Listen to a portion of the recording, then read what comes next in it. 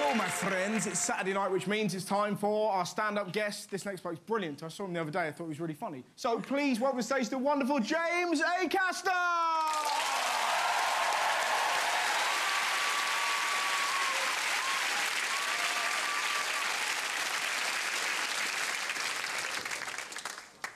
Thanks. Cheers. Good to see you all. Good to see you. My name's James. I'm from Kettering, which is a small town next to the Weetabix factory. Yeah, you should whoop. It's a very popular dish. It's and all of you who eat it, you'll eat it in different ways. Some of you might cover it in yoghurt and honey. Other people strawberries and cream or sugar and raisins.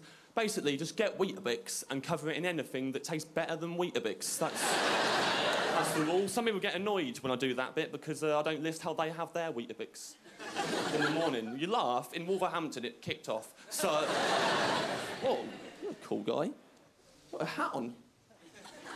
I bet you've got a good phone as well. Have you got a good phone? It's all right, yeah. Well, let's get a look. Pretty cool. Nice. So what are they doing? Unlucky sucker. Oldest trick in the book. Actually, I'll compare it to mine. Actually, while we're here, I'll see who's cooler, me or the hats. Hold on. Basically, you've already seen this fella, this contender. Remember him?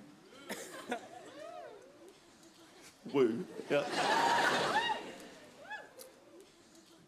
I know this looks so wrong. So I could just do the whole gig like that, am I? Bam.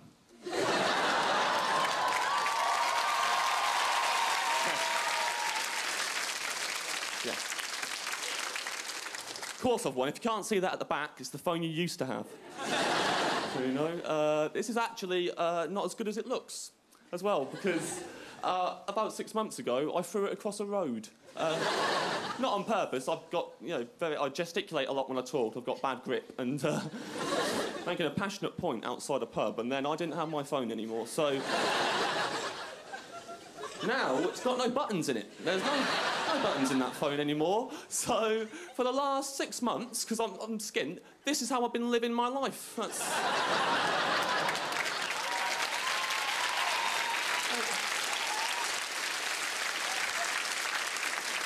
Right, I know that looks lame, but from a distance it appears as though I've got a BlackBerry. I get ladies approach me from across bars with this, seeing me from across the rooms going, oh, he looks quite... Oh no, he's just poking an old Nokia with a biro. Get your numbers, might take a while. I'll leave things to the last minute to get new ones anyway. They always break, and then I'll get a new one. Basically, oh, you probably want your phone back, don't you? Yeah. Everyone was thinking then he's actually nicked it. It'd be great if I just had loads of good phones. I'll tell you, I'll start off with a fun fact. I'll tell you a fun fact. I learned the other day that if you have Botox, right, on the night that you've had Botox, you fall asleep on the side of your face. You'll wake up the next morning and your eyebrow will have slid from here round to here. Tremendous. I figured out if you sleep evenly on both sides of your face, you'll wake up the next morning, it'll look like your eyes are in brackets.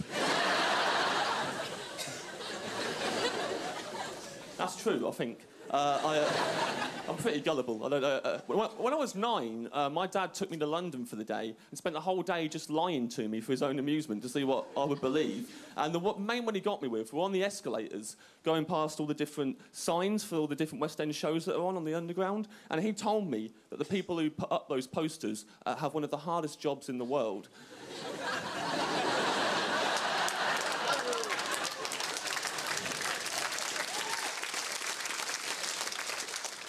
I believed that into my teens. I had images of them walking backwards on the spot. Yes! Time to go home.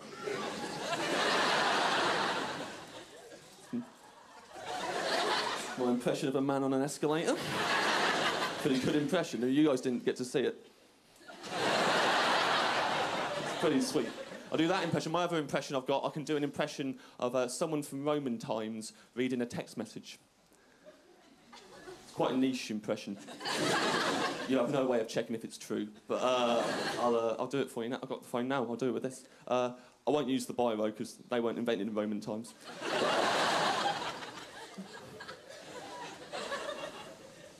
This is someone from Roman times. They're reading a text message. 20? Oh no, those are kisses.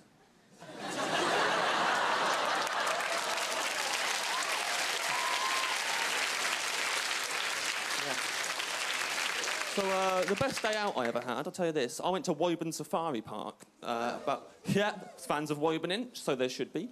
It's an awesome place. I went with my girlfriend at the time, and it was brilliant. Before we even got into the park, it was amazing. We're driving up to the gate, and there was a sign on the gate, and the sign said, "There will be no lions in the park today due to strong winds."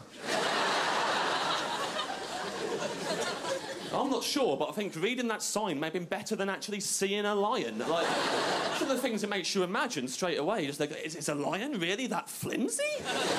Is the king of the jungle that vulnerable to drafts? Because if he is, leave them out. I will pay double for that show.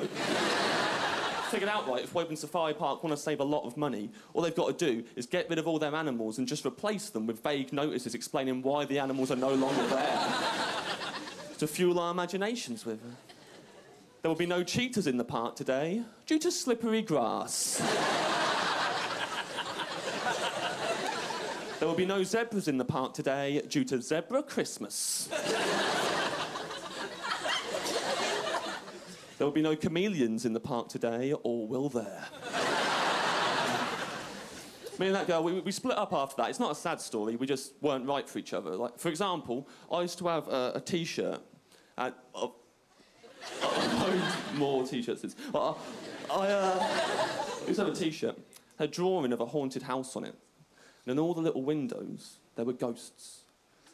But you couldn't see the ghosts if the lights were on, because the ghosts would glow in the dark. Right, she didn't think that was cool. No, I know I'm not cool. I was in the Scouts till I was 15. That is as old as you're allowed to be in the Scouts before they ask you to leave. Like, it's fine. I never got bullied at school or anything like that. Although I was chatting to my dad about school recently, and he was there going, "Well, you know, James, school's tough for anyone. Don't have to tell you, you got bullied." And I was like, "No, I didn't. I've never been bullied at school." He just went, "Didn't you? I just always assumed you did."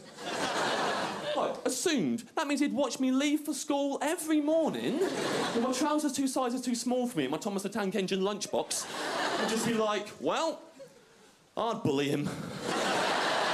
Sending our child to the slaughter, Diane, and nearly punched him in the face myself. Once, my friend Emma went into school and another kid hit her in the face with a sock full of acorns. Right. Thanks for laughing, because when I laughed, she got so offended. She thought I was laughing at the fact that she got hurt, which I wasn't. What I was laughing at in that sentence was a sock full of acorns. That's what was going to make me laugh. She said I went to school today, a kid hit me in the face with a brick. You laugh now because of the brilliant build-up. Normally, people getting hit in the face with bricks is never funny. Unless it's in the film Home Alone 2 Lost in New York, when it's hilarious. It's classic. But she wanted to stop me from laughing, right? It's the worst way she could have tried to stop me laughing ever. I was there, I was on the floor, properly loving it, and she just went, "Don't laugh." It was full right up to the heel.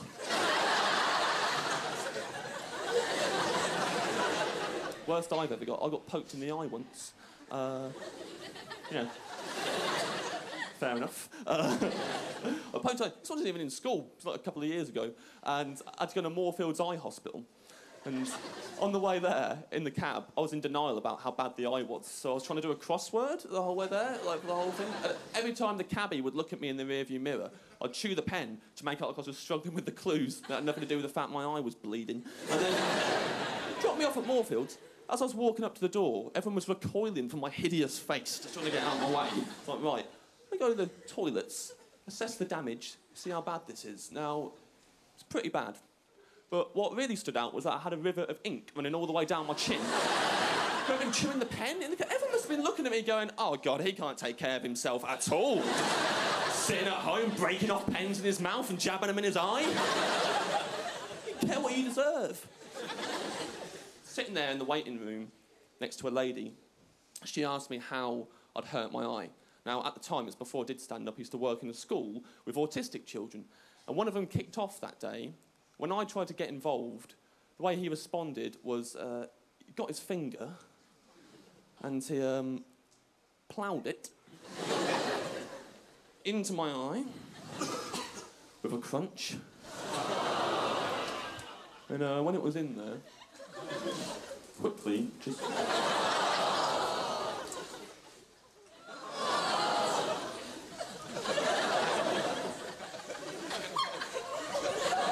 Didn't do any of this. What he did was formed a hook.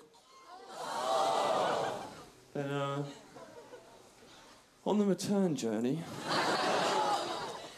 dragged his very long fingernail over my eyeball, scratching the surface.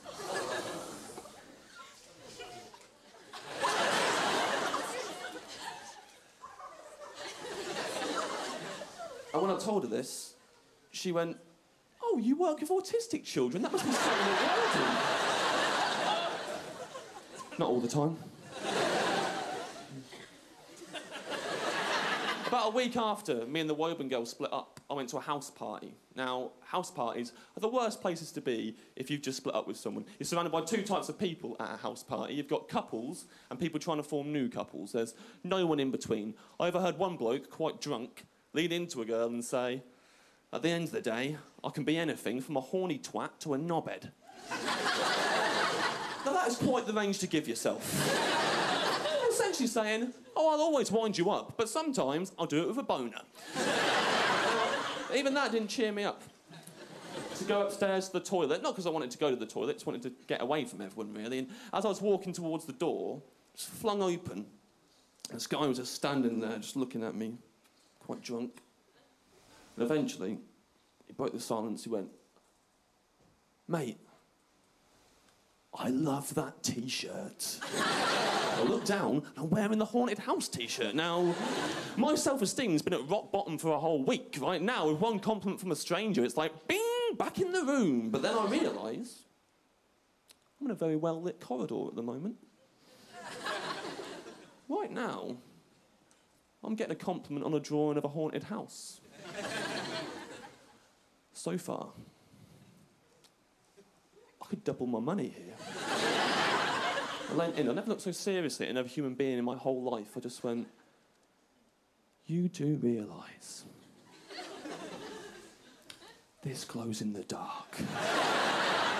He could not pull me inside that bathroom fast enough.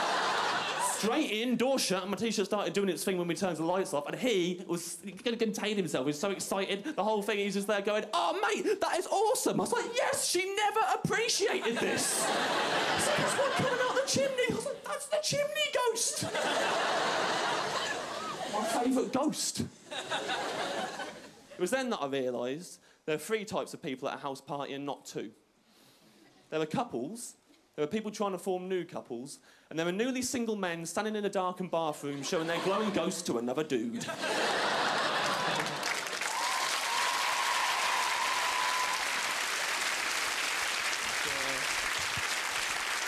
Thank you. You guys have been an absolute pleasure to talk to. I hope to see you again soon. I'll see you later. Goodbye. Ladies and gentlemen, please give it up for James Acaster! There you go. I hope you enjoyed watching Good News. Have an excellent Saturday and a wonderful weekend. Farewell, my friends.